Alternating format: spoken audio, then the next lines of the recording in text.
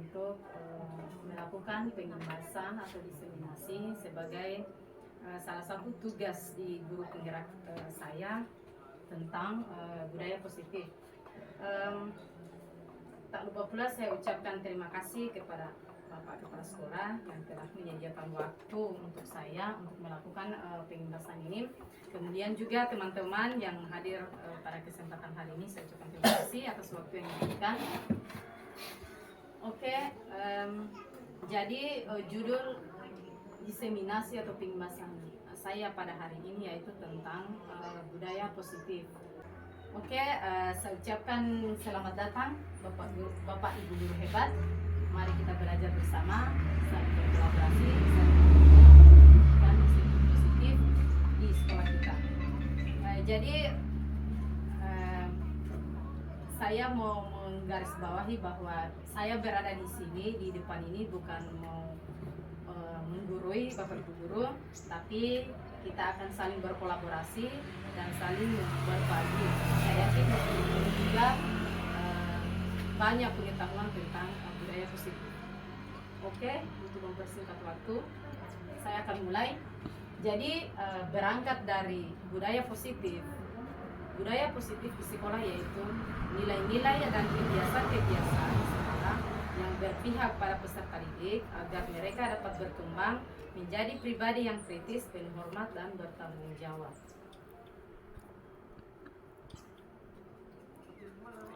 Jadi di konsep utama dalam modul budaya positif ada beberapa. Yang pertama itu perubahan paradigma belajar. Kemudian yang kedua, disiplin positif. Yang ketiga, motivasi perilaku manusia. Yang keempat, kebutuhan dasar manusia. Yang kelima, posisi kontrol guru. Yang keenam, keyakinan kelas.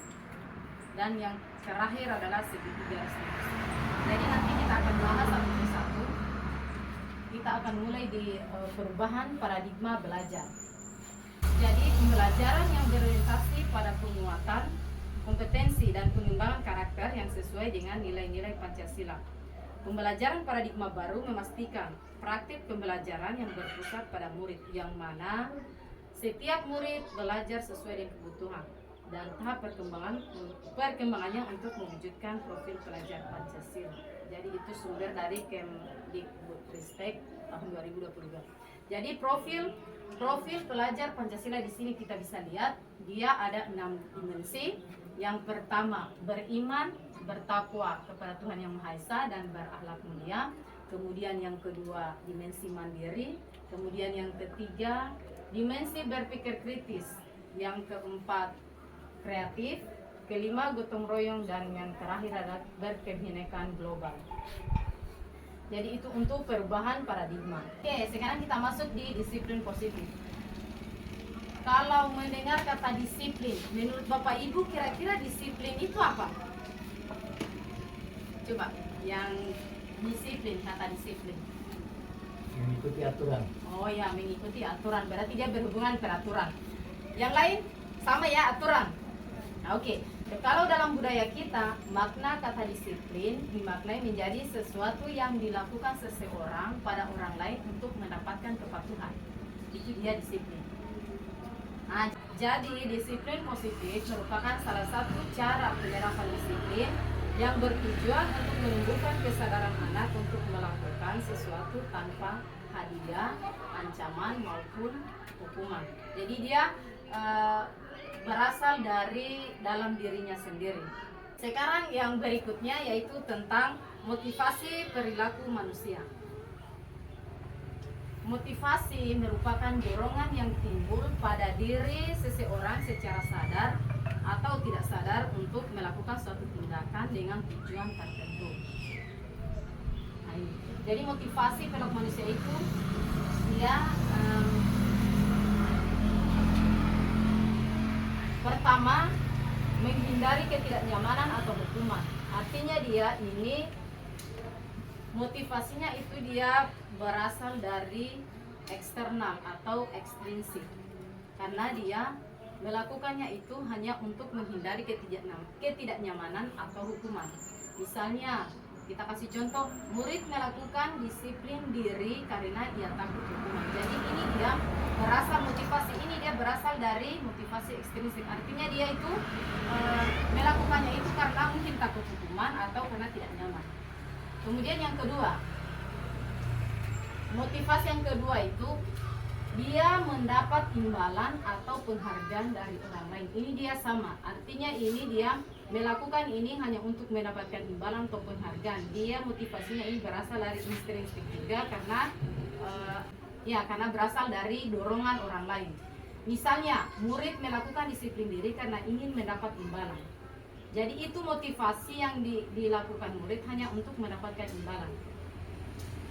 Jadi dia bukan dari dalam dirinya sendiri. Kemudian berikutnya, motivasi yang berikutnya menghargai diri sendiri dengan nilai-nilai kebajikan yang mereka percaya. Jadi dia melakukan ini dia untuk menghargai dirinya sendiri dengan nilai-nilai yang dia yakini. Ini dia motivasi ini dia merupakan motivasi intrinsik. Artinya dia muncul dari dalam dirinya sendiri, tidak dari pengaruh dari luar atau eksternal. Misalnya, murid melakukan disiplin diri karena sebagai bentuk menghargai diri dan nilai-nilai kebajikan yang dia yakini. Jadi dia melakukannya itu bukan karena ada hukuman, takut hukuman, atau karena ingin mendapat pujian atau imbalan, tapi dia melakukannya memang muncul dari dalam dirinya sendiri. Kemudian, dari tindakan yang disadari motivasi-motivasi tersebut, maka seorang guru akan memberikan respon kepada muridnya yang dikategorikan menjadi konsep disiplin identitas gagal dan konsep identitas disiplin identitas sukses. Jadi nanti kita lihat yang mana itu konsep identitas gagal dengan identitas sukses. Jadi ini hukuman dia itu sifatnya menyakitkan, tidak nyaman, ada rasa takut, memaksa, murid menyembunyikan kesalahan, murid menjadi rendah diri. Sementara penghargaan tidak efektif karena dia mengharapkan pengakuan, merusak hubungan, adanya sifat iri, mematikan kreativitas, merampas hak untuk menghargai dirinya, dan yang terakhir melakukan sesuatu untuk mendapat hadiah. Kalau untuk identitas konsep disiplin dengan identitas sukses, konsekuensi dan restitusi. Konsekuensi tidak nyaman untuk murid dalam waktu jangka pendek, monitoring berkelanjutan, stimul respon, murid menghormati peraturan, kemudian murid kehilangan waktu untuk merenung kesalahan. Kalau restitusi, murid bertanggung jawab atas perilakunya, fokus pada pemecahan masalah jangka panjang, murid menghormati dirinya dan orang lain, teori kontrol, murid bersemangat untuk memperbaiki kesalahannya. Jadi itu. Kemudian kita masuk di konsep disiplin dengan pendekatan restitusi. Ini suatu pendekatan untuk menanamkan disiplin positif pada murid. Jadi, apa itu restitusi? Restitusi merupakan proses menciptakan kondisi bagi murid untuk memperbaiki kesalahan mereka sehingga kembali pada kelompoknya dengan karakter yang lebih kuat. Ini menurut Gosen. Nah, ciri-ciri dari restitusi, pertama, bukan menebus sebuah kesalahan. Kemudian memperbaiki hubungan, merupakan sebuah tawaran bukan paksaan. Menuntun untuk melihat ke dalam diri, mencari pada kebutuhan dasar yang mendasari tindakan dengan fokus pada karakter bukan tindakan. Dan yang terakhir menguatkan dan fokus pada solusi. Sekarang lihat perbedaan, kita lihat perbedaannya. Misalnya kita ambil contoh kasus siswa yang sering datang terlambat, siswa yang sering terlambat datang di sekolah. Kalau hukuman, guru menghukum murid tersebut dengan lari keliling lapangan 10 putaran. Dan guru marah dan murid menjadi takut. Ini dia hukuman. Coba kita bandingkan dengan yang konsekuensi. Konsekuensi, guru memberikan konsekuensi dengan membersihkan seluruh sampah yang ada di halaman depan kantor. Guru tegas dan murid menghormati peraturan. Artinya dia dibandingkan hukuman yang konsekuensi lebih berat ke hukuman. Coba kita bandingkan lagi dengan yang restitusi. Restitusi, guru menanyakan apa yang membuat dia melakukan tindakan tersebut. Dia di sini tidak ada istilah hukuman atau konsekuensi. Kemudian menanyakan apakah tindakan yang dia lakukan sesuai dengan keyakinan kelasnya. Kemudian tindakan apa yang dia harus lakukan untuk memperbaiki keadaan tersebut. Guru terbuka dan murid menghargai dirinya dan orang lain. Jadi kalau misalnya kita sebagai guru, kita harus lakukan adalah yang restitusi ini, bukan hukuman atau konsekuensi, karena ini dia bisa mengembalikan siswa itu supaya lebih kuat. Nah, sekarang poin berikutnya yang keempat tentang 5 kebutuhan dasar manusia. Jadi kita bisa lihat kebutuhan yang pertama adalah kebutuhan bertahan hidup, yaitu merupakan kebutuhan bersifat fisiologis untuk bertahan hidup.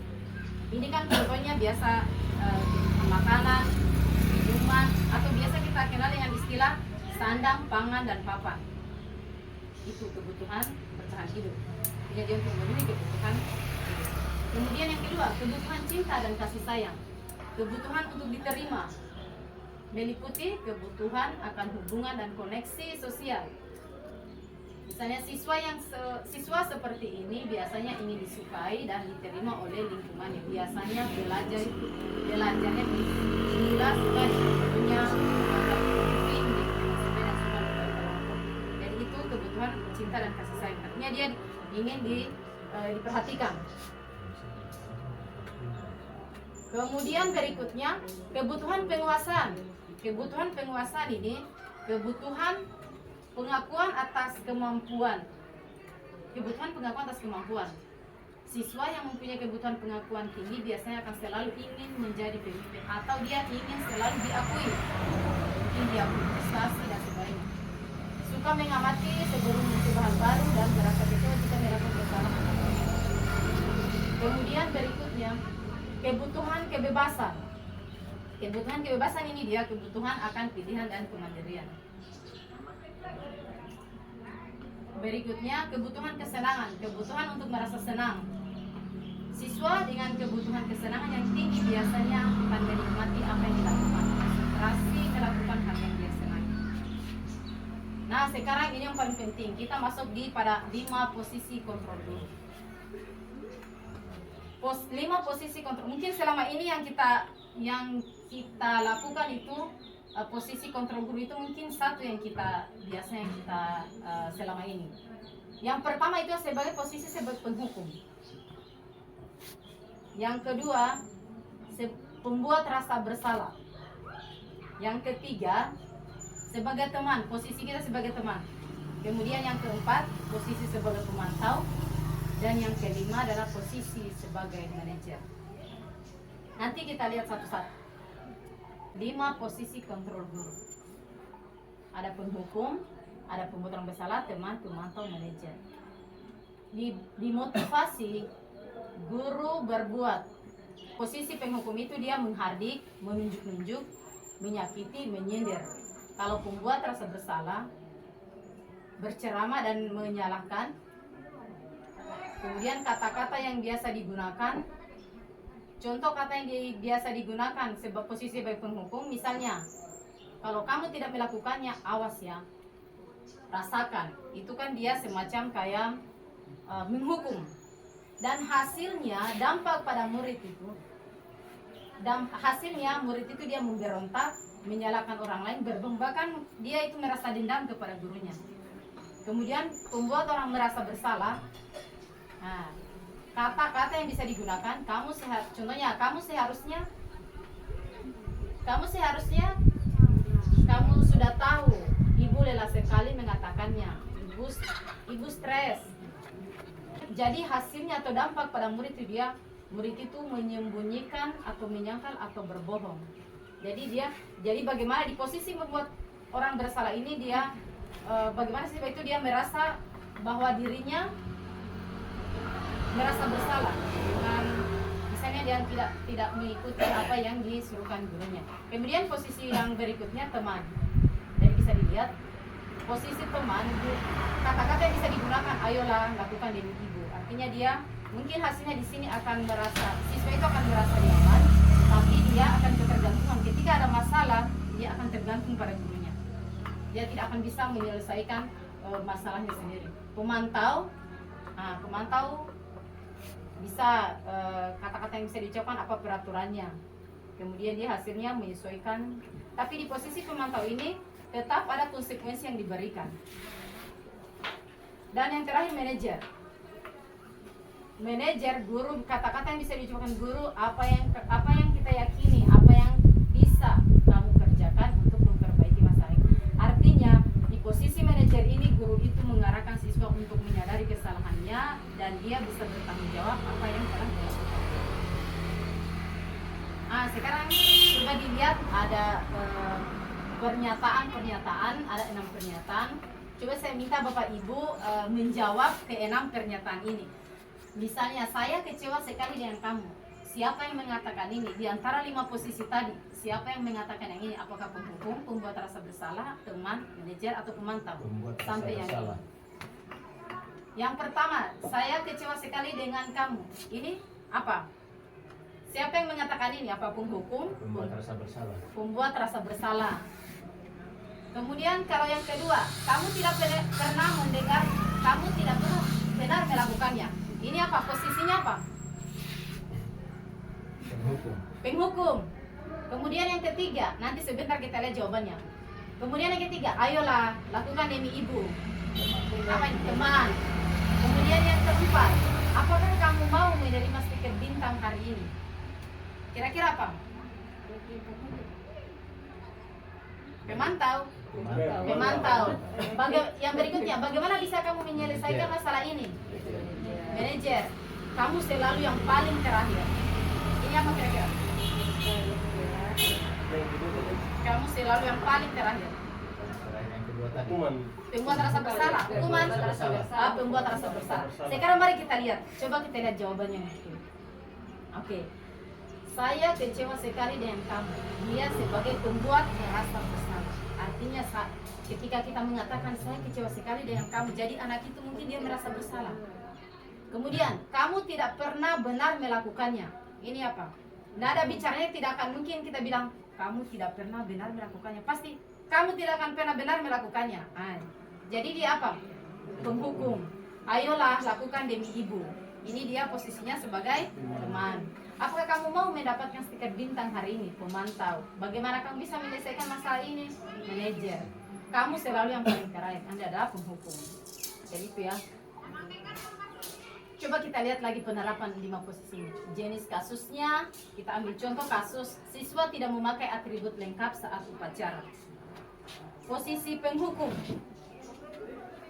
Yang tidak memakai atribut lengkap maju ke depan dan hormat bendera atau berdiri di depan 1 jam istirahat atau yang misalnya. Biasanya posisi penghukum begini kan? Dan biasanya ini kita lakukan selama ini. Kemudian yang kedua, coba kita lihat posisi sebagai pembuat rasa bersalah dengan kasus yang sama. Kenapa kamu tidak lengkapi atributmu? Sudah berapa kali bapak atau ibu ingatkan, kamu tidak dengar. Bapak kecewa sama kamu. Dari bahasanya saja ini kan sudah akan berbeda ya. Iya. Ini dia nadanya ini, kalau penghukum ini nadanya ini semacam menghardi keras.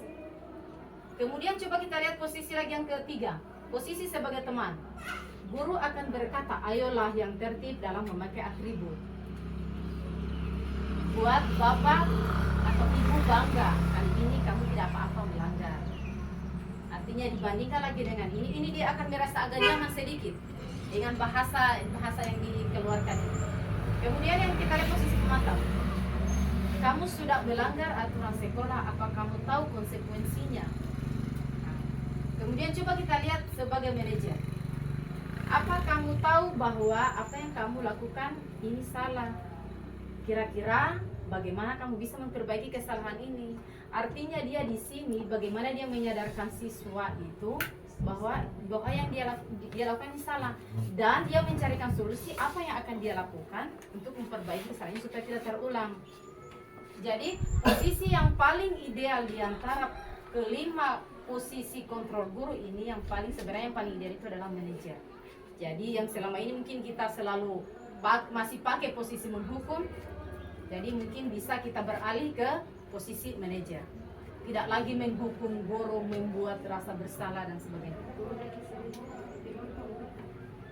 Nah, sekarang kita masuk berikutnya keyakinan kelas.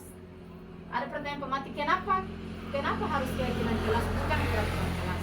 Ada yang bisa beri komentar Bapak Ibu?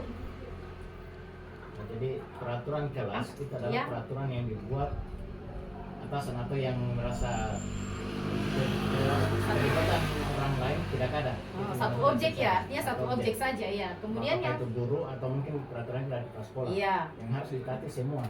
Sementara keyakinan kelas adalah keyakinan yang peraturan yang dibuat atas kesepakatan bersama. Oke, jadi betul ya, keyakinan kelas atau keyakinan kelas itu dia dibuat berdasarkan kesepakatan antara guru dan siswa. Pertanyaan kematian, mengapa kita memiliki peraturan tentang penggunaan helm pada saat mengendarai kendaraan roda 2? Mungkin Bapak Ibu berpikir supaya kenapa misalnya ada aturan harus memakai helm pada saat mengendarai roda 2? Karena kan mungkin untuk keselamatan ya. Nah, jadi itu yang di keselamatan dan keamanan itu yang disebut dengan nilai-nilai keyakinan.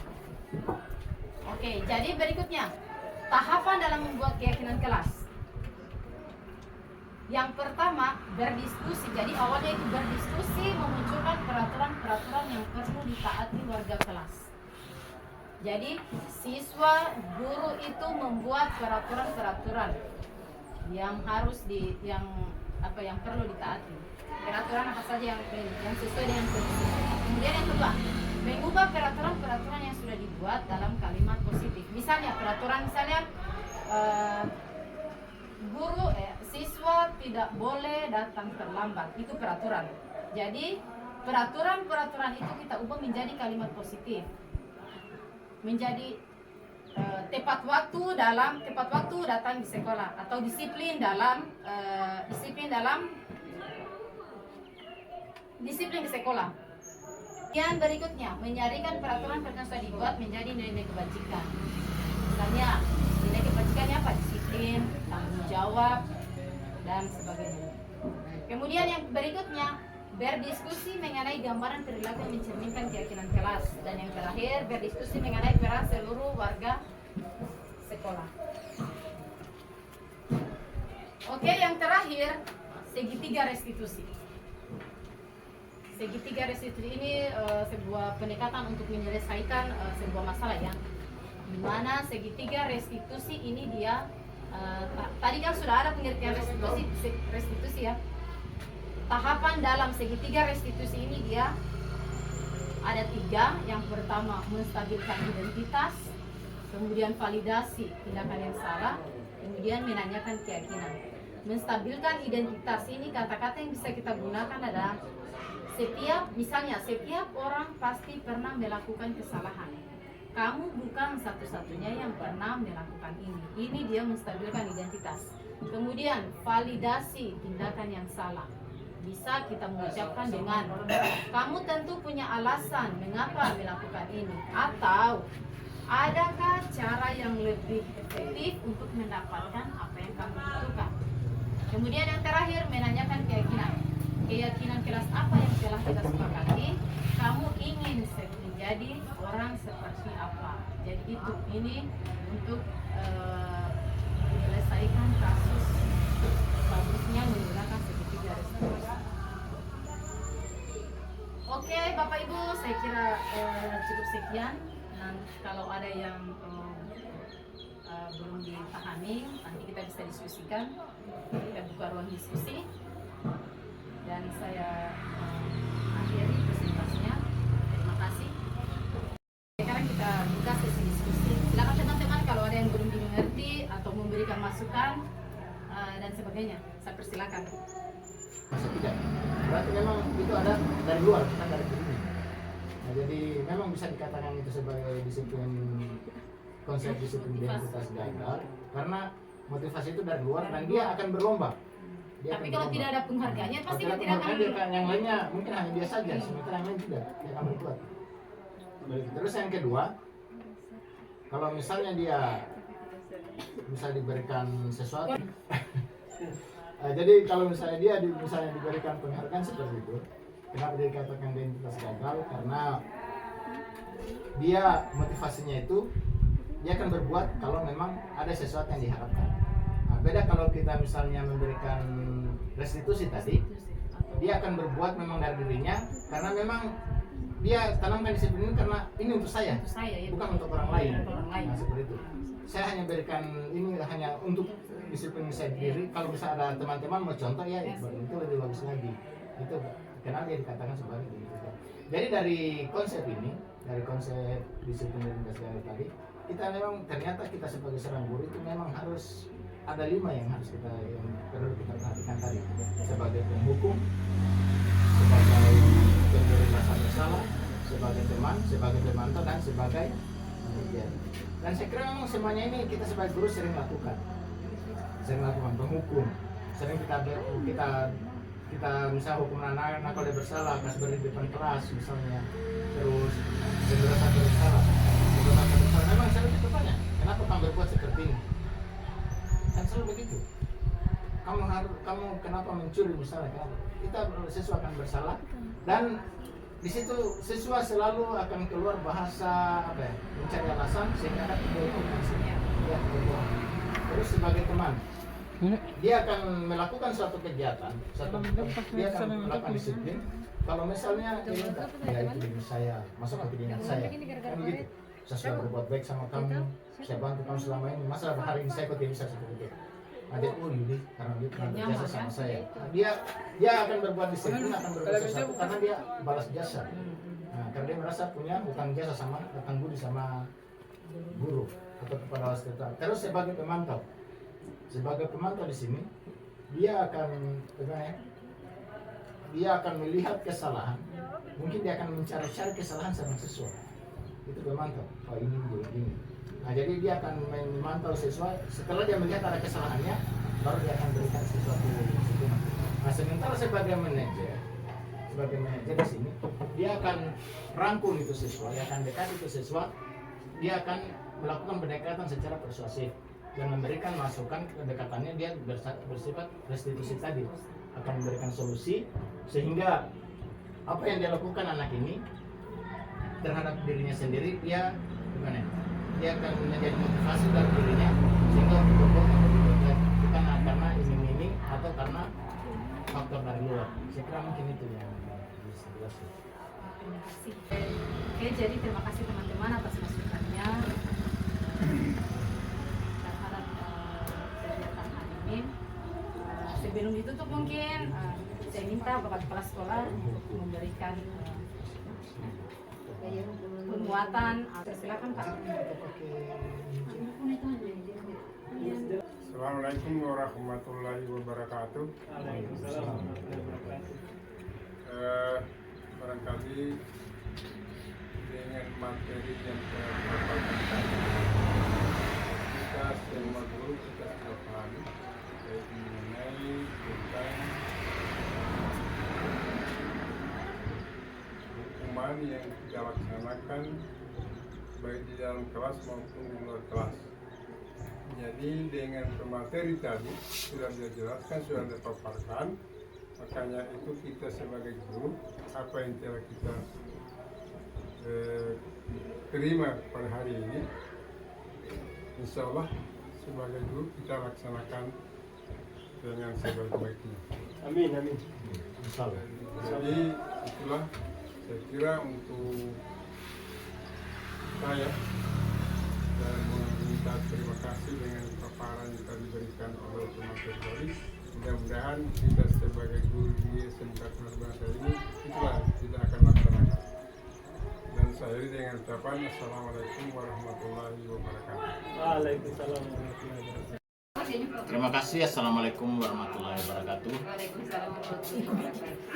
Nah, dengan pengimbasan yang diberikan oleh rekan guru Bodes Carolina tadi, di sini kita mengetahui bahwa ternyata dalam meningkatkan kedisiplinan siswa itu kita menerapkan yang sekarang kita lakukan itu menerapkan 5 teori, yaitu penghukum,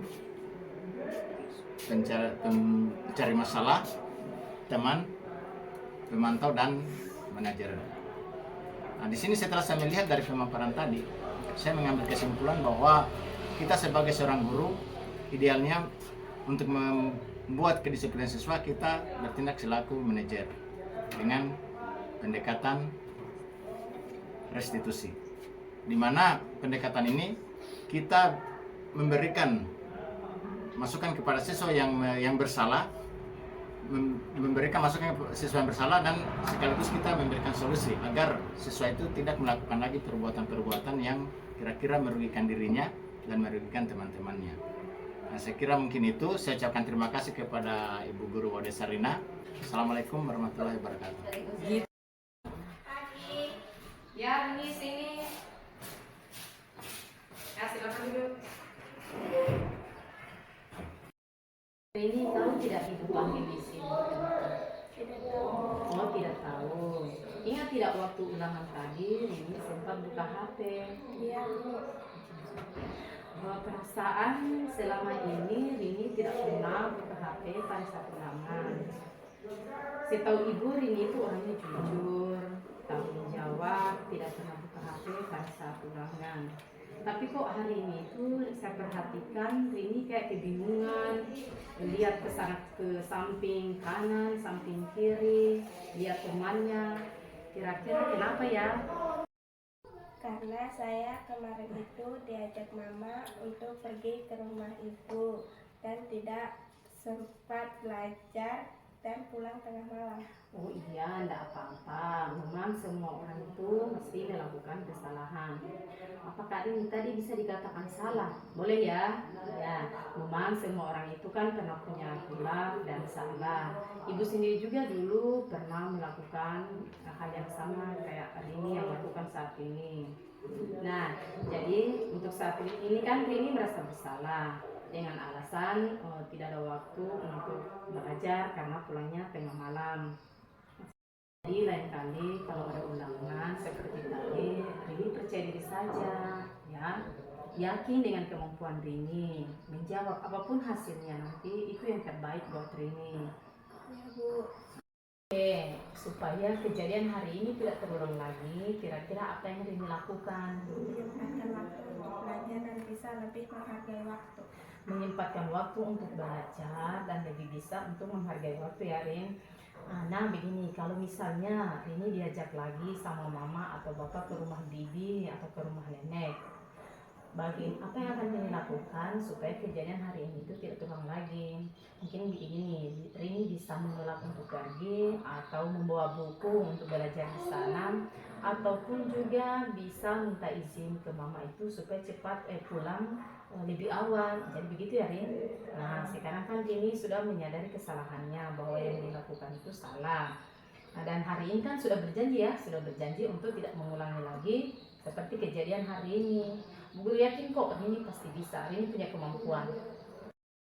Rini masih ingat tidak keyakinan kelas yang kita buat sebelumnya? Masih, Bu. Nah ya, jadi kan tidak boleh menyontek pada saat ulangan, harus bertanggung jawab, iya kan? Ya, Bu. Nah, kira-kira ini mau jadi apa? Menjadi seperti apa ke depannya? Saya mau bertanggung jawab, Bu, jujur dan percaya diri terhadap kemampuan saya. Nah, itu bagus. Semoga Rini bisa berkomitmen terhadap cita-cita Rini ke depannya ya. Semoga sukses ya, Rin. Selamat pagi, perkenalkan nama saya Nilu Sukarini dari kelas 10 OTKP SMKN 4 Negeri Mula Barat. Perasaan saya senang sekali ketika diajak berdiskusi dengan Bu Sarlina, karena dengan selesainya masalah tadi, saya dapat mengendalikan diri sendiri agar selalu jujur dan percaya kepada kemampuan diri sendiri. Terima kasih.